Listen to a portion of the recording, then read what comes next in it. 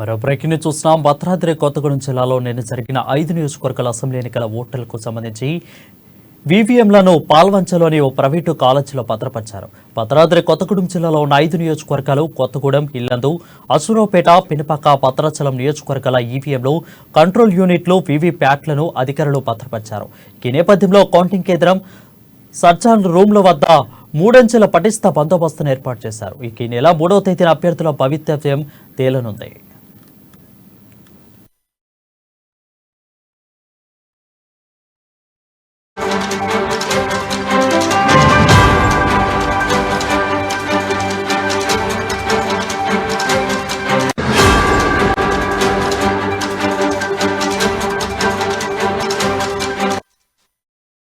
News చూసిన భద్రాద్రి కొత్తగూడెంలలో నిన్న జరిగిన 5 నియోజకవర్గాల అసెంబ్లీ ఎన్నికల ఓట్లకు సంబంధించి ఈవీఎంలను పాల్వంచలోని ప్రైవేట్ కాలేజీలో భద్రపరిచారు. భద్రాద్రి కొత్తగూడెం జిల్లాలో ఉన్న 5 నియోజకవర్గాలు కొత్తగూడెం, ఇల్లందు, అసూరావుపేట, పినపాక, భద్రాచలం నియోజకవర్గాల ఈవీఎంలు, కంట్రోల్ రూమ్ యూనిట్లు, వీవీప్యాట్లు అధికారులు భద్రపరిచారు. ఈ నేపథ్యంలో కౌంటింగ్ కేంద్రం స్ట్రాంగ్ రూమ్ల వద్ద 3 అంచెల పటిష్ట బందోబస్తు ఏర్పాటు చేశారు. ఈ నెల 3వ తేదీన అభ్యర్థుల భవితవ్యం తేలనుంది. దీనిపై మరింత సమాచారం మా ప్రతినిధి శ్రీనివాస్ లైవ్ ద్వారా అందిస్తారు. శ్రీనివాస్, చెప్పండి, దీనిపై అప్డేట్స్ ఏంటి? Thank you Varun. తెలంగాణ వ్యాప్తంగా నిన్న జరిగినటువంటి శాసనసభ ఎన్నికల నేపథ్యంలో భద్రాద్రి కొత్తగూడెం జిల్లాలో ఉన్నటువంటి 5 నియోజకవర్గాలు ఇల్లందు, కొత్తగూడెం, అశ్వరావుపేట, భద్రాచలం, పినపాక నియోజకవర్గాల్లో 1098 పోలింగ్ కేంద్రాలను ఏర్పాటు చేయడం జరిగింది. ఈ యొక్క పోలింగ్ కేంద్రాల్లోని 300 కేంద్రాలకు పైగా ఈ యొక్క ఏజెన్సీలో ఉన్నటువంటి ప్రాంతం కావడంతో 300 కేంద్రాల వద్ద అవాంఛనీయ సంఘటనలు జరిగేటువంటి అవకాశం ఉన్నటువంటి నేపథ్యంలో పూర్తి పోలీస్ భద్రత, కేంద్ర బలగాలతోటి ఈ యొక్క పోలింగ్ కేంద్రాల వద్ద ఏర్పాటు చేయడం జరిగింది. పోలింగ్ అనుకున్నంత స్థాయి కంటే ప్రశాంతంగా జరిగింది. చిన్న చిన్న చెదురుమదురు సంఘటనలు మినహా పోలింగ్ మొత్తం కూడా భద్రాద్రి కొత్తగూడెం జిల్లాలో 5 నియోజకవర్గాల్లో కూడా ప్రశాంతంగా జరిగింది. పోలీస్ శాఖ కూడా గాలిపీల్చుకోవడం జరిగింది. ఈ నేపథ్యంలో 5 నియోజకవర్గాలకు సంబంధించి భద్రాద్రి కొత్తగూడెం జిల్లా 5 నియోజకవర్గాలు, ఈ యొక్క 5 నియోజకవర్గాలకు సంబంధించింది పోలింగ్ కేంద్రాలకు చెందినటువంటి వివిఎం ప్యాడ్లు మొత్తం కూడా ఇక్కడ పాల్వంచలో ఏర్పాటు చేసినటువంటి అనుబోస్ ఇంజనీరింగ్ కాలేజీలో ఏర్పాటు చేసినటువంటి కౌంటింగ్ కేంద్రానికి పూర్తి పటిష్ట బందోబస్తు నడుమ ఇక్కడికి తరలించడం జరిగింది. ఈ యొక్క పోలింగ్ కేంద్రం వద్ద అన్ని ఏర్పాట్లు, సీసీ కెమెరాలు, పూర్తి కేంద్ర బలగాలతోటి, స్థానిక పోలీసు బలగాలతోటి పటిష్ట బందోబస్తు ఏర్పాటు చేయడం జరిగింది. ఈ యొక్క 3 అంచెల భద్రతతోటి అక్కడ పటిష్టంగా ఏర్పాటు చేశారు. అలాగే ఈ యొక్క పోలింగ్ కొత్తగూడెం 76.56% పోలింగ్ జరగగా అశ్వరావుపేట 80.13% పోలింగ్ జరిగింది. భద్రాచలం వచ్చేసి 78.36% జరిగింది.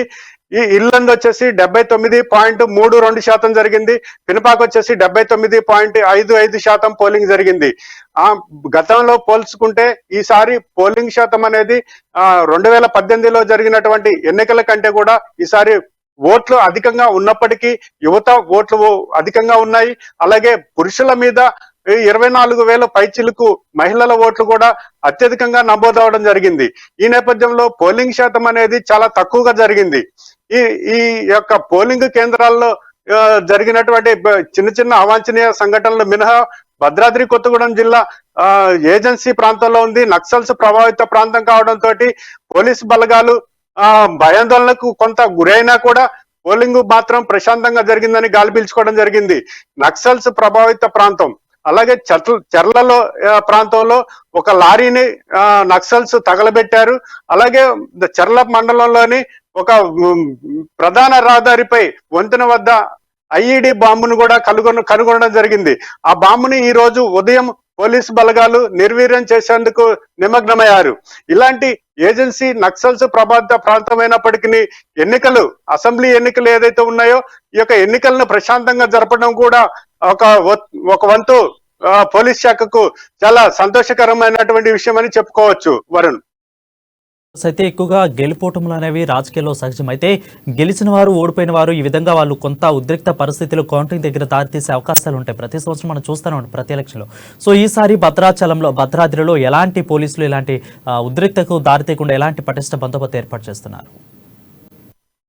అంటే పోలింగ్ కేంద్రం వద్ద 5 నియోజకవర్గాలకు సంబంధించి 4 ఫ్లోర్లు ఉన్నాయి. గ్రౌండ్ ఫ్లోర్ తోటి 5 కూడా ఒక్కొక్క పోలింగ్ కేంద్రం వద్ద 3 అంచెల భద్రతను పోలీస్ శాఖ ఏర్పాటు చేయడం జరిగింది. కేంద్ర బలగాలతోటి ఈ యొక్క భద్రతను కట్టుదిట్టం చేశారు.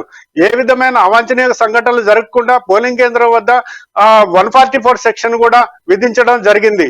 ఈ నేపథ్యంలో ఏ విధమైన సంఘటనలు జరిగేందుకు అవకాశము లేదని కూడా చెప్పుకోవచ్చు. అలాగే అక్కడ అనుబోస్ ఇంజనీరింగ్ కాలేజీ వద్ద ఏర్పాటు చేసినటువంటి పోలింగ్ కేంద్రం ఏదైతే ఉందో అభ్యర్థులు తప్ప ఇతరులకు అక్కడికి అనుమతి లేదు. ఆ క్రమంలో పోలీసులు కూడా పూర్తి స్థాయిలో భద్రతను కట్టుదిట్టం చేసిన నేపథ్యంలో ఏ విధమైన అవాంఛనీయ సంఘటనలు జరిగేందుకు అవకాశాలు తక్కువగా ఉన్నాయి. వరుణ్,